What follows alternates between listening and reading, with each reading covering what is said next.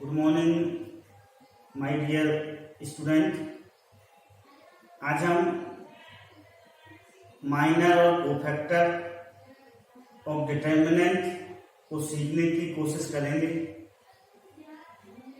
जिन लोगों ने चैनल को सब्सक्राइब नहीं किया है वह चैनल को सब्सक्राइब कर लें। कोफैक्टर और माइनर और कोफैक्टर के बाद फिर हम एडजॉइंट को भी सीखेंगे। ओके नाउ अब हम minor and cofactor okay of a determinant हम इसे एक एग्जाम्पल के द्वारा समझते हैं। सपोज करो एग्जाम्पल में डिटर्मिनेंट 1 2 3 पहले कॉलम में लिखा हुआ है, 4 5 6 दूसरे में, 7 8 9 तीसरे कॉलम में लिखा हुआ है। अब हम इस टू एलिमेंट के माइनर को निकालना चाहते हैं। ये टू एलिमेंट किसमें लाई कर रहा है? दूसरी रो और पहले कॉलम में लाई कर रहा है। किसमें लाई कर रहा है? दूसरी रो और पहले कॉलम में। तो इसके माइनर को हम m दूसरी रो पहले कॉलम में लाई कर रहा है तो m21 के द्वारा रिप्रेजेंट करेंगे। किसके द्वारा रिप्रेजेंट करेंगे? m21 के द्वारा। m21 का मतलब है माइनर ऑफ 2 या minor of element which lie in second row and first column. तो हम क्या करेंगे? सेकेंड रो को बंद कर लेंगे और फर्स्ट कॉलम को बंद कर लेंगे। हमें जो दिखेगा वह जो छोटा 2x2 का डिटर्मिनेंट 4 6 7 9 बनेगा। ये जो 2x2 का डिटर्मिनेंट है यह एलिमेंट 2 का माइनर होगा। और इसको हम कैसे सिंपलीफाई करेंगे? बताइए आपकी डिटर्मिनेंट को हम कैसे वैल्यू निकालते हैं? 4 × 9 माइनस 6 × 7, 4 × 9 36, 6 × 7 42, तो माइनस 6 आ जाएगा। अब मान लो हम सपोज करो हम इस 8 एलिमेंट का माइनर को फाइंड आउट करना चाहते हैं। तो 8 किस में लाई कर रहा है? सेकंड रो में लाई कर रहा है और थर्ड कॉलम। तो क्या कहलाएगा? m3 सेकंड रो इसमें लाई कर रहा है सेकंड रो, तो m2 थर्ड कॉलम m23 कहलाएगा। ये क्या कहलाएगा? m23 equal to minor of 8 होगा यहाँ पर, ठीक है ना। कितना होगा? अब 8 किसमें लाई कर रहा है? दूसरे रो में लाई कर रहा है और तीसरे कॉलम में लाई कर रहा है। इसको हम बंद कर लेंगे तो हमें क्या दिख रहा है? 1 3 और 4 6, तो 1 3 4 6। इस डिटर्मिनेंट को हम सॉल्व कर लेंगे। 1 × 6 minus 3 × 4 6 minus 12 equal to minus 6। अब सपोज करो हम इस 1 का माइनर को फाइंड आउट करना चाहते हैं। तो 1 किसमें लाई कर रहा है? 1 लाई कर रहा है पहली रो और पहले कॉलम में, तो ये m11 के द्वारा डिनोट होगा। उस एलिमेंट का माइनर जो फर्स्ट रो और फर्स्ट कॉलम में लाई कर रहा है। तो हम क्या करेंगे? फर्स्ट रो को बंद करेंगे, फर्स्ट कॉलम को बंद करेंगे। हमें क्या दिख रहा? 5 6 और 8 9, तो 5 6 8 9। इसको हम सिंप्लीफाई कर लेंगे। 5 × 9 माइनस 6 × 8 कितना आ जाएगा? -3 आ जाएगा। आगे सपोज करो तो अब इसका मतलब क्या हुआ? m11 का मतलब हुआ माइनर ऑफ एलिमेंट विच लाई, कहां पर लाई? विच lie in first row,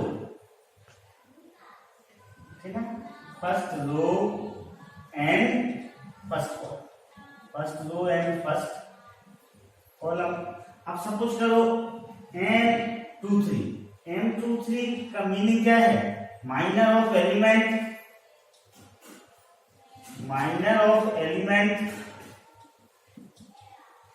which lie in second row, पहले row, second row and third column. Okay, understood? Okay, cofactor of determinant. अब सपोज करो हमें 2 का कोफैक्टर निकालना है। तो 2 किसमें लाई कर रहा है? सेकंड रो और फर्स्ट कॉलम में। तो हम इसे a21 से नोट करेंगे। किससे नोट करेंगे? a21 से। और a21 किसके इक्वल होगा? -1 रेज़ टू पावर 2 + 1 m21 इसके इक्वल होगा -1 रेज़ टू पावर 2 + 1, 2 + 1 इससे आया m21।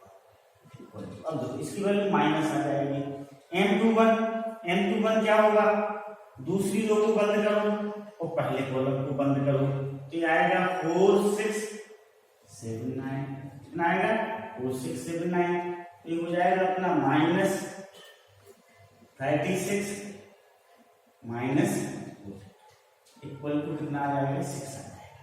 ओके, तो ये अपना क्या है कोफैक्टर है। ओके, माइनर को यदि हम प्रॉपर साइन के साथ लेंगे तो वह क्या हो जाता है, कोफैक्टर हो जाता है। अब सपोज करो हमें इस 8 वाले एलिमेंट का क्या निकालना है, कोफैक्टर निकालना है, तो ये 8 किसमें लाई कर रहा है, सेकंड रो और थर्ड कॉलम में, तो ये 8 2 3 के नाम से जाना जाएगा। किसके नाम से जाना जाएगा, 8 2 3। तो 8 2 3 इक्वल टू क्या होगा, -1⁻²3 एंड 2 इक्वल टू, अब माइनस पर 1/2 + 3 की पावर चढ़िए तो माइनस हो जाएगा, m2 दूसरी रो और तीसरे कॉलम को बंद करेंगे तो 1346 आएगा, कितना आएगा 1346, कितना आएगा 134। अब इसको हम सिंपलीफाई करेंगे तो -6 - 12 इक्वल टू कितना आ जाएगा 6 आ जाएगा। ओके, अब सपोज करो हमें इस 1 का निकालना है कोफैक्टर, तो 1 किसमें लाई कर रहा, फर्स्ट रो और फर्स्ट कॉलम, तो a11 के द्वारा ये डिनोट होगा। a11 किसके इक्वल हो जाएगा, -1⁻1 तो 1 + 1 कहां से आया, 1 से आया, 1 + 1 एंड 1। ओके, अब इसकी वैल्यू क्या आएगी, पॉजिटिव आएगी, तो m11 की वैल्यू कैसे निकलेगी, पहली रो पहले कॉलम को हम बंद करेंगे तो 5 6 और 8 9 से निकलेगी, इक्वल टू 45 - 48 इक्वल टू क्या हो जाएगा, -3 हो जाएगा। इससे हम क्या समझे, a11 क्या है, cofactor of an element which lie on first row and first column. a11 equal to क्या होगा, -1⁻1 + 1 इंटू m11। सिमिलरली a23 देखें, a23 equal to cofactor of an element which lie on second row and third column, ठीक है। और a23 equal to क्या होगा, -1⁻2 + 3 and 2 3। और भी हम एग्जाम्पल ले लें, सपोज करो a31 निकालना है, a31 कैसे निकलेगा, -1⁻3 + 1 -1⁻3 + 1 एंड 31 क्या हो जाएगा, m31 हो जाएगा। ओके, a22 निकालना है तो वो क्या होगा, -1⁻2 + 2 एंड 2 2। ओके, सपोज करो आपको m23 निकालना है, क्या निकालना है, m23 निकालना है, m32 ले लें अपन, ठीक है ना, तो -1⁻3 + 2 नहीं, a23 लेना है, क्या लेना है, a32 क्या होगा, -1⁻3 + 2 इंटू m2। ओके, तो कोफैक्टर क्या होते हैं, माइनर में यदि हम प्रॉपर साइन का यूज करके निकालते हैं तो वो क्या होते हैं, कोफैक्टर होते हैं। Okay, understood.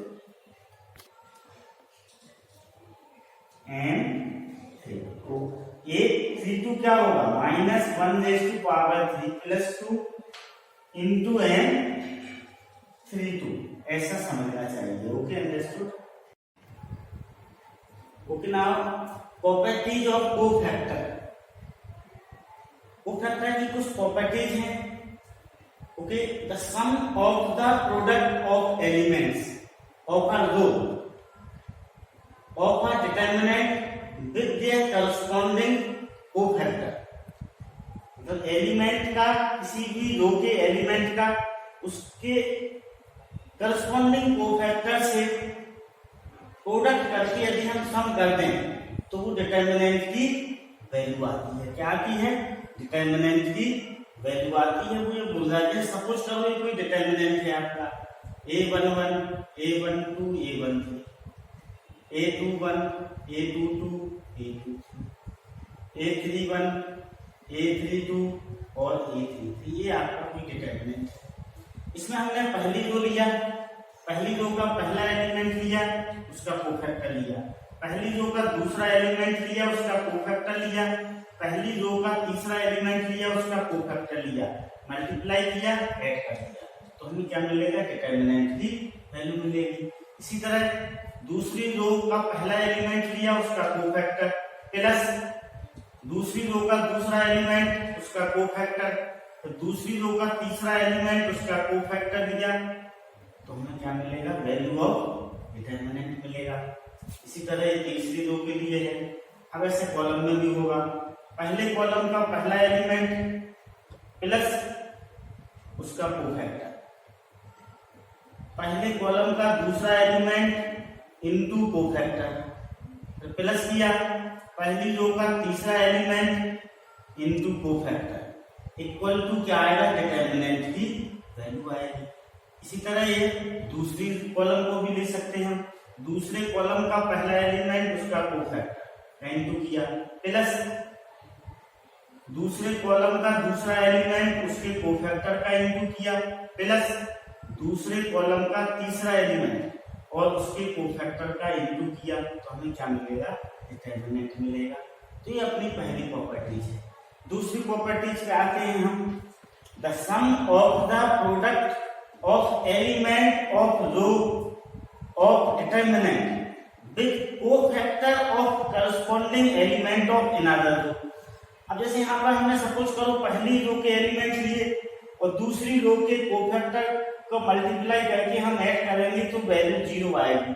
जैसे सपोज करो ये आपका डिटरमिनेंट है, पहली रो का पहला एलिमेंट, फिर दूसरी रो के पहले एलिमेंट का कोफैक्टर का इनटू किया, प्लस पहली रो का पहला एलिमेंट इनटू दूसरी रो के दूसरे एलिमेंट का कोफैक्टर, प्लस पहली रो का तीसरा एलिमेंट इनटू दूसरी रो के तीसरे एलिमेंट का कोफैक्टर किया, तो इसकी वैल्यू कितनी आएगी?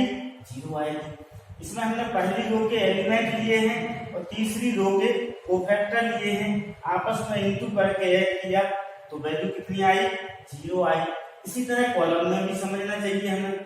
ये क्या है? पहली रो का पहले कॉलम का पहला एलिमेंट है इनटू दूसरी रो का दूसरे कॉलम के पहले एलिमेंट का कोफैक्टर है, प्लस ये दूसरा एलिमेंट है, यह दूसरे कॉलम के दूसरे एलिमेंट का कोफैक्टर है, ये तीसरा एलिमेंट है A31, ये क्या है? कोफैक्टर है दूसरे कॉलम के तीसरे एलिमेंट का, इनका मल्टीप्लाई करके ऐड कर देंगे तो वैल्यू क्या आएगी? 0 आएगी। Okay, understood? ओके, तीसरी प्रॉपर्टी, एक डी डैश, यहाँ पर सिंबल है डी डैश, इसका ट्रांसपोज से कोई मतलब नहीं है। Is the determinant formed by replacing the element of determinant T by their corresponding cofactor, then D dash equal to D raise to power n minus 1। n क्या है? Order of determinant है। Determinant का order 3 होगा तो 3 आ जाएगा, determinant का order 2 होगा तो यहाँ पर 2 आ जाएगा, ठीक है ना? ऐसा जैसे if order of determinant is 3 तो कितना हो जाएगा? D dash equal to D square हो जाएगा, और यदि ऑर्डर 1 है तो ये डी डैश इक्वल टू क्या हो जाएगा? डी। ओके, अब तो ये डिटरमिनेंट है अपना, इसकी वैल्यू सपोज करो डी है। अब A11 एलिमेंट की जगह हमने उसका कोफैक्टर रिप्लेस कर दिया, A12 एलिमेंट की जगह हमने उसका कोफैक्टर रिप्लेस कर दिया, A13 एलिमेंट की जगह यहाँ उसका कोफैक्टर रिप्लेस कर दिया। ऐसे सभी एलिमेंटों के साथ किया गया, एलिमेंट की जगह उसका कोफैक्टर लिख दिया, तो हमें जो डिटरमिनेंट डी डैश मिलेगा वो है क्या होगा?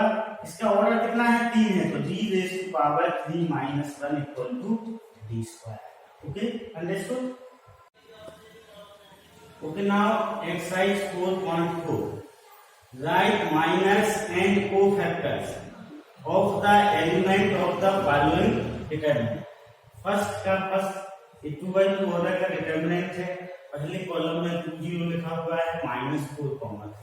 इन सबके माइनर और कोफैक्टर पूछे गए हैं, तो फर्स्ट का फर्स्ट देखिएगा। ओके, अब M11 हम आपको पहले समझा चुके हैं। पहली रो को बंद करेंगे, पहले कॉलम को बंद करेंगे, हमें क्या दिख रहा 3, तो M11 कितना हो जाएगा 3 हो जाएगा। फिर M12 पहली रो और दूसरे कॉलम को बंद किया, हमें क्या दिख रहा है 0 दिख रहा है, तो M12 क्या हो जाएगा 0 हो जाएगा। फिर M21 दूसरी रो पहले कॉलम को बंद किया, हमें क्या दिख रहा है -4 दिख रहा है, तो -4 हो जाएगा। फिर M22 दूसरे रो दूसरे कॉलम को बंद किया, हमें क्या दिख रहा है 2 दिख रहा है, तो 2 हो जाएगा। ये क्या आ गई माइनस आ गई। अब हमें कोफैक्टर निकालना है, तो हमें पता है कि A11 equal to -1 raise to power 1 + 1 M11 होता है। -1 पे हम इस 1 + 1 2 की पावर देंगे तो पॉजिटिव आएगा, M11 3 है तो 3 हो जाएगा। A12 -1 raise to power 1 + 2 M12।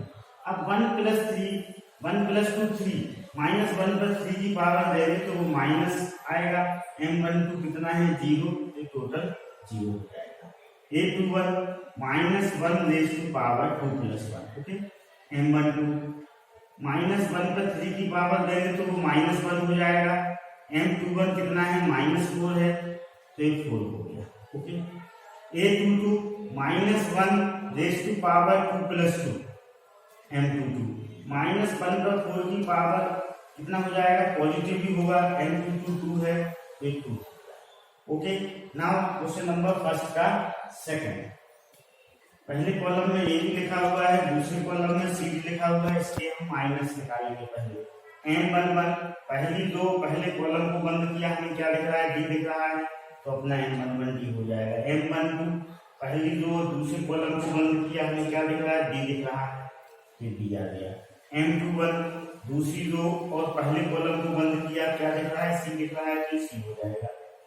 M22 दूसरी रो और दूसरे कॉलम को बंद करेंगे, तो हमें क्या दिख रहा है A दिख रहा है, तो इधर C आ जाएगा। अब प्रॉपर साइन ले लेंगे तो कोफैक्टर्स आ जाएंगे। A11 equal to -1 raise to power 1 + 1 M11। अब -1 पर 2 की पावर पॉजिटिव आएगी, तो M11 कितना है D है, तो D हो जाएगा। इस पर ये पावर कैसी आएगी नेगेटिव आएगी, तो जो -D हो जाएगा। -1 रेज़ टू पावर 2 + 1 ये नेगेटिव आएगा, -C हो जाएगा। A22 इसकी वैल्यू पॉजिटिव आएगी, तो ये रहेगा। ओके, सेकंड का फर्स्ट डिटरमिनेंट दिया हुआ है 1 0 0 0 1 0 0 0 1। इसके हमें माइनर और कोफैक्टर दोनों निकालना है। M11 पहली रो को बंद किया, पहले कॉलम को बंद किया, तो हमें जो दिख रहा होगा वो डिटरमिनेंट स्मॉल डिटरमिनेंट लिख लिया 2/2, इसको हम वैल्यू निकालेंगे तो 1 आएगा। अब A11 क्या होगा -1 रेज़ टू पावर 1 + 1 M11। -1 पर 2 की पावर तो पॉजिटिव ही आएगा, इसलिए 1 आ जाएगा। ओके, अब M12 पहली रो को बंद करेंगे और दूसरे कॉलम को बंद करेंगे, हमें क्या दिख रहा है 0 0 0 1, तो 0 आ जाएगा। A12 क्या हो जाएगा -1 रेज़ टू पावर 1 + 2 M12। जैसे इसकी वैल्यू माइनस आएगी तो माइनस इसकी वैल्यू 0 पे 0 हो जाएगा। अब M13 पहली रो को बंद करेंगे और तीसरे कॉलम को, हमें क्या दिख रहा है 0 0 1 0 0 0 1 0, इसकी वैल्यू क्या आएगी 0 आएगी, तो A13 की वैल्यू भी क्या आ जाएगी 0 आ जाएगी। M21 दूसरी रो को बंद किया और पहले कॉलम को बंद किया, 0 0 0 1, इसकी वैल्यू 0 आएगी, तो A21 की वैल्यू भी क्या आएगी 0 आएगी। M22 दूसरी रो और दूसरे कॉलम को बंद किया, तो 1 0 0 1 दिखाई दे रहा है, 1 0 0 1, तो इसकी वैल्यू कितनी आएगी 1 आएगी। इसकी वैल्यू कितनी आएगी 1 आएगी। इसकी वैल्यू कितनी हो जाएगी 1 रहेगी, क्योंकि -1 पे हम 4 की पावर देंगे तो पॉजिटिव आएगा। M22 की वैल्यू 1 है, तो 1 × 1 = 1 आएगा। ओके, M23 दूसरी रो को बंद किया और तीसरे कॉलम को बंद किया, 1 0 0 0 1 0 0 0, इसकी वैल्यू 0 आएगी, तो A23 की वैल्यू भी क्या आ जाएगी 0 आ जाएगी। इधर वाले क्या है कोफैक्टर्स है। ओके, M31 वैल्यू 0 आएगी, M31 की वैल्यू भी 0 हो जाएगी, M32 तीसरी रो और दूसरे कॉलम को बंद करेंगे हम इस तरह से, हमें 1 0 0 0 मिलेगा, 1 0 0 0 इसकी वैल्यू 0 आएगी, तो M32 की वैल्यू भी क्या हो जाएगी 0 हो जाएगी। M33 तीसरी रो और तीसरे कॉलम को बंद करेंगे तो 1 0 0 1 आएगी इसकी वैल्यू, तो A33 की वैल्यू भी क्या हो जाएगी 1 हो जाएगी। जब -1 पे हम 6 की पावर देंगे तो पॉजिटिव ही आएगा, 1 × 1 इक्वल टू।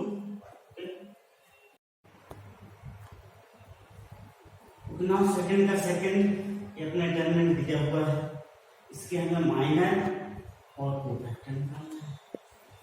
n11 उस एलिमेंट का माइनर होगा जो पहली रो पहले कॉलम में लाई करता है, हम पहली रो पहले कॉलम को लाई करेंगे तो हमें 5 1 -1 इस डिटरमिनेंट को हम सॉल्व करेंगे। 5 × 2 -1 × -1 तो क्या हो जाएगा 10 + 1 = 11। अब A11 क्या होगा -1 to power 1 + 1 n11 equal to, इसकी वैल्यू 1 आएगी, इसकी वैल्यू 11 है तो 1 × 11 इक्वल टू 11। सिमिलरली m12 पहली रो और दूसरे कॉलम को बंद करेंगे, ठीक है ना। हमें क्या दिख रहा 3 0 और -1, इसको हम सिंपलीफाई करेंगे तो 6 आएगा, A12 क्या हो जाएगा -6 हो जाएगा, ओके क्लियर। फिर m13 पहली रो और तीसरे कॉलम को बंद करेंगे तो 3 0 5 1 दिखाई दे रहा है, इसकी वैल्यू कितनी आ जाएगी 3, और A13 की वैल्यू निकालेंगे तो वो भी कितनी आएगी 3 आएगी। M21 दूसरी रो और पहला कॉलम बंद किया, क्या दिख रहा है 0 1 और 4, ओके। इसको सिंपलीफाई करेंगे तो -4 आएगा और A21 कितना हो जाएगा 4 हो जाएगा। M22 दूसरी रो और दूसरा कॉलम 1 0 4 2 दिखाई दे रहा है, तो इसको सॉल्व करेंगे तो 2 आएगा, A32 कितना हो जाएगा 2 हो जाएगा, ओके। M31 तीसरी रो और पहला कॉलम 0 5 4 -1, इसको सिंपलीफाई करेंगे तो इसकी वैल्यू -20 आएगी, A31 की वैल्यू भी -20 आएगी, ओके। इसी तरह M32 M33 और A32 A33 हम फाइंड आउट करेंगे, okay. Using cofactor of elements of second row, evaluate इस डिटरमिनेंट की हमें वैल्यू निकालना है सेकंड रो के कोफैक्टर के यूज करके। हमें पता है कि सेकंड रो के कोफैक्टर और सेकंड रो के एलिमेंट को हम यदि आपस में मल्टीप्लाई करके ऐड कर दें तो हमें क्या मिलेगा डिटरमिनेंट की वैल्यू मिलेगी, ओके, ये हमें पता है। अब हमने A21 निकाला -1 raised to power 2 + 1, दूसरी रो और पहले कॉलम को बंद किया तो 3 2 8 3 आया, ओके। इसकी वैल्यू क्या आएगी माइनस आएगी, 3 × 3 9 और -16 कितना आ गया 7 आ गया। A22 -1 raised to power 2 + 2, अब दूसरी रो और दूसरे कॉलम को बंद करेंगे तो 5 1 8 3 दिखाई दे रहा है, इसकी वैल्यू क्या आएगी 1 आएगी। ये सॉल्व करेंगे तो 15 - 8 7 हो जाएगा। A23 दूसरी रो और तीसरा कॉलम 5 1 और 3 2, ओके, इसकी वैल्यू क्या आएगी माइनस आएगी। A10 -3 -7। अब देखो यहाँ पर A21 क्या है 2 है, A22 क्या है 0 है, A23 क्या है 1 है। अभी A21 एलिमेंट है, ये उसका कोफैक्टर है, ये एलिमेंट है, ये कोफैक्टर, एलिमेंट है कोफैक्टर, आपस में मल्टीप्लाई करके ऐड कर देंगे तो डिटरमिनेंट की वैल्यू आएगी 2 × 7 ये 2 और 7 प्लस 0 × 7 प्लस 1 × -7 इक्वल टू 7, तो ये अपना आंसर हो जाएगा, okay. Okay, question number 4, using cofactor of element of third column, evolute इस डिटरमिनेंट की वैल्यू हमें निकालना है थर्ड कॉलम के कोफैक्टर का यूज करके। तो थर्ड कॉलम के कोफैक्टर और थर्ड कॉलम के एलिमेंट का हम आपस में इनटू करके ऐड करेंगे तो हमें क्या मिलेगा डिटरमिनेंट की वैल्यू मिलेगी। थर्ड कॉलम के कोफैक्टर और थर्ड कॉलम के करस्पॉन्डिंग एलिमेंट का आपस में इंटू करके हम ऐड करेंगे तो हमें डिटरमिनेंट की वैल्यू मिलेगी, क्योंकि हम थर्ड कॉलम के कोफैक्टर्स को निकालते हैं पहले। ये है अपना थर्ड कॉलम, ठीक है। A13 पहली रो और तीसरे कॉलम का element, okay. -1 raise to power 1 + 3। अब पहली रो और तीसरे कॉलम को बंद करेंगे तो हमें 1 1 बाई है, इसकी value by z minus y आ जाएगी। अब A23 ये वाला एलिमेंट है A23, तीसरे कॉलम का दूसरा एलिमेंट है A23, दूसरी रो और तीसरे कॉलम। तो हम दूसरी रो और तीसरे कॉलम को बंद करेंगे तो हमें क्या मिलेगा 1 1 xz, 1 1 xz हो गया 2 प्लस इस पूरे की इसकी वैल्यू क्या आएगी -1 आएगी, a z माइनस x, तो ये x माइनस z हो जाएगा। A33 एलिमेंट है -1 रेज़ टू पावर 3 + 3। अब तीसरे रो और तीसरे कॉलम को बंद करेंगे तो हमें 1 1 और xy, 1 xy दिख रहा, इसकी वैल्यू 1 आएगी, 1 बाय माइनस x, तो बाय माइनस x हो गया। अब डिटरमिनेंट की वैल्यू क्या होगी, देखो तीसरे रो का पहला एलिमेंट क्या है, दिस वन, ये तीसरी रो का पहला एलिमेंट है, ये तीसरी रो के पहले एलिमेंट का कोफैक्टर है, इन दोनों को आपस में इंटू कर देंगे हम। ये तीसरी रो का दूसरा एलिमेंट है और तीसरे कॉलम का दूसरा एलिमेंट है A23, तीसरे कॉलम का दूसरा एलिमेंट है और यह कोफैक्टर है उस दूसरे एलिमेंट का, तीसरे कॉलम के दूसरे एलिमेंट का एक कोफैक्टर है, इन दोनों का आपस में इंटू कर दिया। फिर तीसरे कॉलम का तीसरा एलिमेंट है A33, इस A33 के कोफैक्टर से यहाँ पर मल्टीप्लाई कर दिया। अब इन तीनों को ऐड कर देंगे तो हमें क्या मिलेगा, डिटरमिनेंट की वैल्यू मिलेगी। देखो A13 क्या है, बाई जेड है, ठीक है ना, ये बाई जेड। यहाँ पर हम लिखते हैं A13 क्या है, बाई जेड है। A13 कितना है, बाई जेड है। A13 बाई जेड हो गया। अब A23 कितना है, ZX है और A33 कितना है, XY है, ठीक है। तो ये लिख लिया हमने। अब इनका हम इंटू करें, A13 बाई जेड। अब A1 इसका कोफैक्टर अपन ने कितना निकाला था, Z minus y plus ZX है, इसका कोफैक्टर कितना निकला था, x माइनस z निकला था। ये XY है, इसका कोफैक्टर कितना निकला था, y माइनस x। इन दोनों को हमने इनको इंटू करके ऐड कर दिया तो हमें क्या मिल जाएगी, डिटरमिनेंट की वैल्यू मिल जाएगी। अब हमें इसको क्या करना है, सिंपलीफाई करना है, तो हम ब्रैकेट को क्या कर लेंगे, रिमूव कर लेंगे। ब्रैकेट को क्या कर लिया, रिमूव कर लिया। जेड स्क्वायर वाली टर्म्स लिख लेंगे, फिर जेड वाली टर्म्स लिख लेंगे, फिर विदाउट जेड वाले टर्म्स लिखेंगे। इसमें से जेड स्क्वायर कॉमन निकाला तो y माइनस एक्स आया, इसमें से जेड कॉमन निकाला तो X square minus Y square आया, इसमें से एक्स वाई कॉमन निकाला तो y माइनस एक्स आया, इसमें से माइनस कॉमन निकाल लिया तो minus Z square X minus Y plus Z, इसका फैक्टराइजेशन कर लिया तो ये आ गया, ओके। इसमें भी माइनस कॉमन निकाल लिया तो ये एक्स माइनस वाई हो जाएगा, माइनस हो जाएगा। अब सारे में से अपन ने एक्स माइनस, यहाँ से सारे में से एक्स माइनस वाई को कॉमन निकाल लेंगे तो माइनस जेड स्क्वायर वहां चला जाएगा, इतना बचेगा तो Z X plus Z Y और ये minus X Y, okay, understood. अब इसमें से हम क्या करेंगे, जेड कॉमन निकालेंगे तो माइनस जेड प्लस एक्स, इसमें से हम वाई कॉमन निकालेंगे तो ये जेड माइनस एक्स, ओके। अब इस पूरे में से हम जेड माइनस एक्स कॉमन निकाल लेंगे, इसमें से जेड माइनस एक्स कॉमन निकालेंगे तो माइनस जेड बचेगा, इसमें से निकालेंगे तो ये वाई बचेगा। तो ये कितना बचा, x minus y into y minus z into z minus x, ये अपना फाइनल आंसर हो गया, ओके, अंडरस्टूड।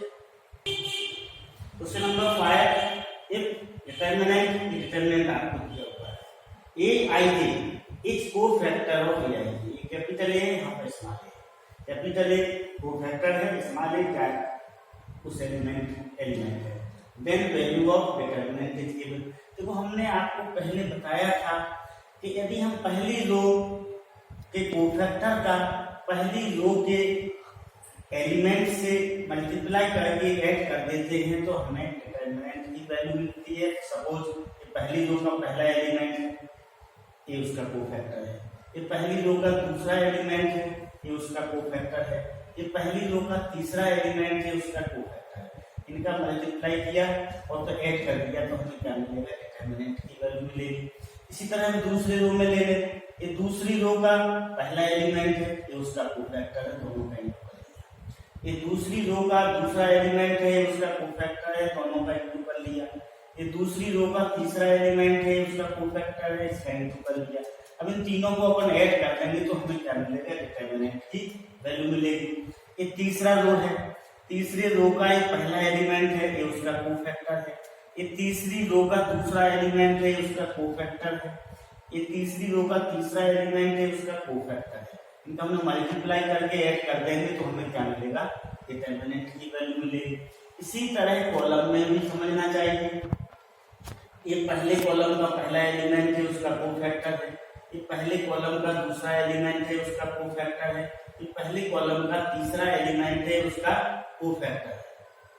तो इनका मल्टीप्लाई करके हम ऐड करेंगे तो हमें डिटरमिनेंट की वैल्यू मिलेगी। इसी तरह दूसरा कॉलम, ये दूसरे कॉलम का पहला एलिमेंट है, उसका कोफैक्टर है। ये दूसरे कॉलम का दूसरा एलिमेंट है, उसका कोफैक्टर है। ये दूसरे कॉलम का दूसरा एलिमेंट तीसरा एलिमेंट है, उसका कोफैक्टर। इनका मल्टीप्लाई करके ऐड किया तो हमें डिटरमिनेंट मिला।